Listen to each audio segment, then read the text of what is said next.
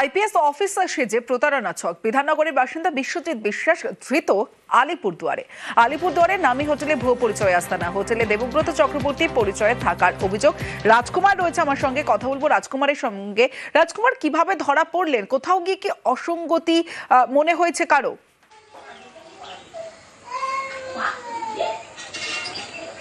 দেখো তমশ্রী, একদমই আলিপুরদুয়ারে কিন্তু এই যে ব্যক্তি, যে বিধাননগরের বাসিন্দা যার নাম তুমি বললে, তিনি আলিপুরদুয়ার শহরের একটি হোটেলে দুদিন আগে এসছে এবং এসে এখানে থেকে কয়েকজন ব্যবসায়ীর সাথে যোগাযোগ করছিল এবং তার যে ভুয়ো যে পরিচয়, অর্থাৎ কেন্দ্রীয় যে গোয়েন্দা সংস্থা, সেই কেন্দ্রীয় গোয়েন্দা সংস্থার আইবি যে অফিসার, আইপিএস অফিসার, সেই আইপিএস অফিসার পরিচয় দিয়ে তিনি কিন্তু আর্থিক প্রতারণার ছক করেছিল।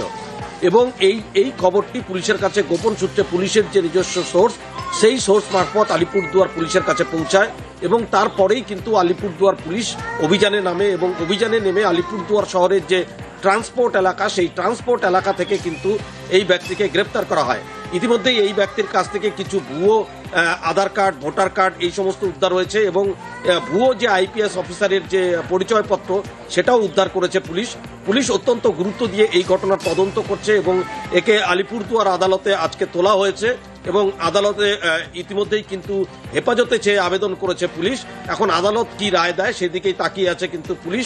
তবে বড়সড় কিন্তু কোনো চক্র এর পেছনেও থাকতে পারে বলে প্রাথমিকভাবে মনে করা হচ্ছে। তমশ্রী, বেশ, কোথাও ভুয়ো পুলিশ, আবার কোথাও ভুয়ো নির্বাচনী আধিকারিক। আমডাঙ্গায় জালে ভুয়ো নির্বাচনী আধিকারিক, মুখ্য নির্বাচনী আধিকারিকের সই জাল, কমিশনের লোগো দিয়ে লেটার হেড ছাপিয়ে কীর্তি। আমার সঙ্গে জিয়াউল আলম রয়েছে, আরো বিস্তারিত জানাবে জিয়াউল।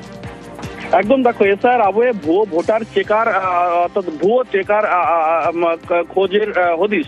অর্থাৎ মূলত তিনি সেন্টার কমিশন অফিসার এবং চিফ ইলেকট্রিক্যাল অফিসার এর সই জাল করে নির্বাচন কমিশনের লোগো ব্যবহার করে, অর্থাৎ সেখান থেকে প্রিন্ট করে সেটি এলাকায় যাচ্ছেন এবং এলাকায় গিয়ে এলাকার মানুষের ভোটারদেরকে ভয় দেখাচ্ছেন। তখন 2002 ভোটার লিস্টে নাম নেই, কিন্তু তাদের নাম বাদ গেছে। কেন নাম বাদ গেছে? তাদেরকে মোটা অঙ্কের টাকা জরিমানা করা হবে, এই বলেই কিন্তু বিডিও আমডাঙ্গার কাছে তিনি ফোন করেন। পরবর্তীকালে তিনি সশরীরে ভিডিওর কাছে যান, তাকে পারমিশন দিতে হবে এবং তিনি এলাকায় যাবেন। তার জন্য ভিডিওর একজন কর্মচারী তার দরকার, তিনি এলাকায় যাবেন এবং 2002 নাম থাকার পরেও 2002 নাম ভোটার লিস্টে নাম রয়েছে, অথচ তারা নাম কেন বাদ গেলেন, তাদেরকেই মূলত মোটা অঙ্কের টাকা জরিমানা করা হবে, এই বলেই তিনি ভিডিওর কাছে গেলেন। কিন্তু ভিডিওর তার সঙ্গে কথাবার্তা বলার পরে তার মনে হয় যে পুরোটাই ফেক এবং ভুয়ো।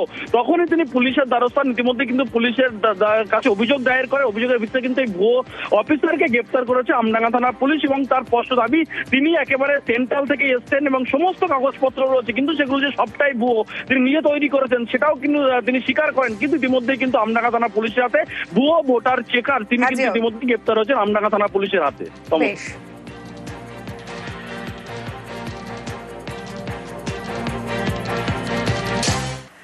বিএলআরও অফিস যেন ঘুঘুর বাসা।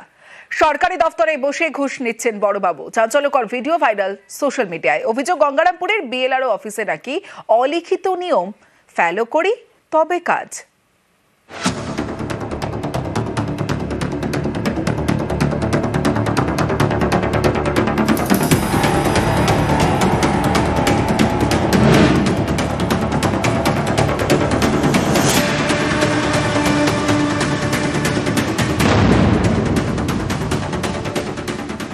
জানতাম যে বিএলআরও অফিস ঘুঘুর বাসা, শুধু প্রমাণের অভাব দেখা যাচ্ছিল না, অনেক বড় বড় আধিকারিকও এর সঙ্গে অবশ্যই যুক্ত আছে। ওই বিএলআরও অফিসে প্রত্যেকটা কেস পিছু যা শুনতে পাচ্ছি আর কি, কমিশন না হয়, সেগুলো অনেক কারো কাছে যায়। দক্ষিণ দিনাজপুরের গঙ্গারামপুর, এখানকার বিএলআরও অফিসে ঘুষ না দিলে নাকি কোনো কাজই হয় না। অভিযোগ স্থানীয়দের। এরই মাঝে একটি ভিডিও ভাইরাল, সেখানে সরকারি অফিসারকে ঘুষ নিতে দেখা যাচ্ছে বলে দাবি। এর সত্যতা যাচাই করেনি নিউজ 18 বাংলা।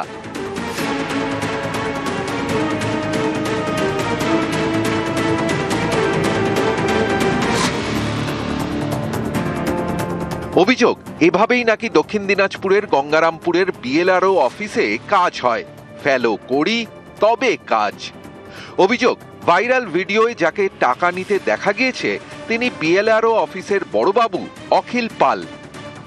ঘুষ ছাড়া কোনো কাজ নাই, একটা কাগজ করতে গেলে ঘুষ নেয়, কাগজ নিতে গেলে ঘুষ নেয়, এরা কি ব্যাপার? অখিল পাল গঙ্গারামপুর বিএলআরও অফিসের ক্যাশিয়ার। ভাইরাল ভিডিওকে সামনে রেখে তার বিরুদ্ধেই অফিসে বসে ঘুষ নেওয়ার অভিযোগ। জানতাম যে বিএলআরও অফিস ঘুঘুর বাসা, শুধু প্রমাণের অভাব দেখা যাচ্ছিল না, অনেক বড় বড় আধিকারিকও এর সঙ্গে অবশ্যই যুক্ত আছে। ওই বিএলআরও অফিসে প্রত্যেকটা কেস পিছু যা শুনতে পাচ্ছি আর কি, কমিশন নেওয়া হয়, সেগুলো অনেক কারো কাছে যায়। বড়বাবু আমার অফিসে ক্যাশ সেকশনের দায়িত্বে থাকেন, তো গভর্নমেন্ট যে রেভিনিউ হয় সেই সেকশনে ক্যাশ বিলিংস ওনার দায়িত্বই রয়েছে, সেটা গভর্নমেন্ট রেভিনিউ ট্রানজ্যাকশনটা উনি করেন। এবার যারা ভিডিও ভাইরাল করেছে তাদের কী কমপ্লেন আছে সেটা কমপ্লেন পেলে আমরা খতিয়ে দেখব। দক্ষিণ দিনাজপুরের গঙ্গারামপুর থেকে সুজন সূত্রধর, নিউজ 18 বাংলা। প্রকৃতির মাঝে সেলফি পয়েন্ট, অভিযোগ বেআইনিভাবে তৈরি করেছিল রেস্তোরাঁ কর্তৃপক্ষ। আলিপুরদুয়ারের জয়ন্তীতে সেই সেলফি পয়েন্ট ভেঙে দিল বন দফতর।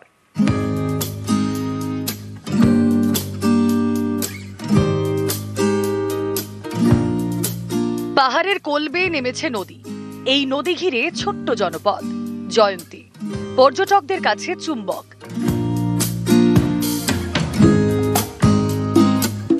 এখানে সেলফি পয়েন্ট, লেখা আই লাভ জয়ন্তী। বেআইনিভাবে তৈরির অভিযোগ এই সেলফি পয়েন্ট ভেঙে দিল বন দপ্তর।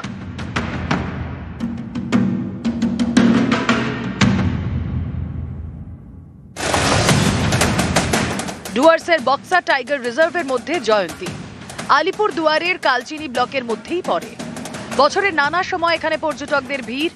রোজগারের জন্য বন দফতরের অনুমতি নিয়ে কেউ তৈরি করেছেন হোমস্টে, কেউ তৈরি করেছেন রেস্তোরাঁ।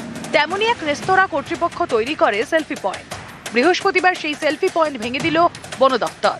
তাদের দাবি, বনাঞ্চলে নির্মাণের জন্য বন দফতরের অনুমতি প্রয়োজন, অনুমতি না নিয়েই তৈরি হয়েছে সেলফি পয়েন্ট। আমরা বলছি যে আমাদের 24 ঘন্টার টাইম দিয়েছেন, নোটিশ দিয়েছেন, তার সত্ত্বেও আধা ঘন্টার মধ্যে এটা তুলেন কেন? এতে ওদের কী সে আপত্তি? এটা ওরা বলে এটা মানে কংক্রিট, কোথায় কংক্রিট হচ্ছে এটা? আমি ফরেস্ট ডিপার্টমেন্টের কাছে আমি প্রশ্ন চাচ্ছি। তা আই লাভ জয়ন্তী যেটা লেখা হয়েছিল আমরা দেখেছি, ওটা বন দপ্তর যদি না এসে ভাঙতো, একটা মীমাংসার মধ্যে দিয়ে, দুই তরফের মীমাংসার মধ্যে দিয়ে যদি এটা কিছু করা যেত, তাহলে আমার মনে হয় সেটা ভালো থাকতো। এখন বন দপ্তর এসে হটকরিতাভাবে সেটা ভাঙলো, এটা মানে এটা ব্যবসার দিক দিয়েও ক্ষতি হলো। সেলফি পয়েন্ট ভাঙার প্রতিবাদ পথে নামেন স্থানীয় তৃণমূল নেতা কর্মীরা। জয়ন্তী রেঞ্জ অফিসে তালা ঝুলিয়ে দেন। কালচিনি থেকে রাজকুমার কর্মকার, নিউজ 18 বাংলা।